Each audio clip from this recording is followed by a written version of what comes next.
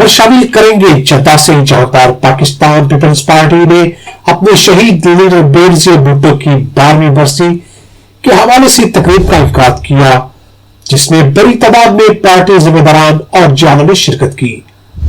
तकरीब की सदारत पीपल्स पार्टी के कायम मुकाम सदर सीनियर असद अकरम ने की।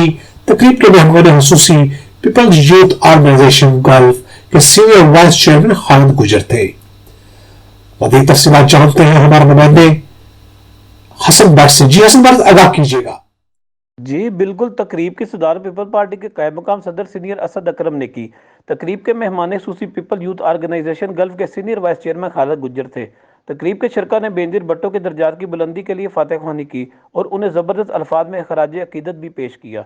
तकरीब से अजहर शफीक, आफ्ताब तुराबी, जमुर्द सैफी, कलीम अब्दुल ताहिर, सरदार एजाज, मलक अलियास, मलक शबीर, चौधरी फरियाद, कलीमुल्ला, मुसर्रत खलील, सरदार मेहताब और दीगर ने अपने खिताबात में कहा कि भुट्टो खानदान का कत्लेआम किया गया, लेकिन जमहूरियत दुश्मन जान ले कि वो भुट्टो की सोच और नज़रिया कभी ख़त्म नहीं कर सकते। बरसी की तकरीब में पीपी ओहदेदारान ने जुल्फ़कार अली भुट्टो शहीद से अकीदत का इजहार किया।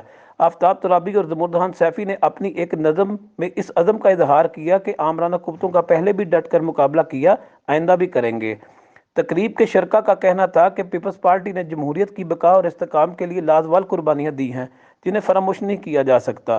तकरीब के आखिर में असद अकरम और खालिद गुज्जर ने तकरीब पे शुरका का शुक्रिया अदा किया।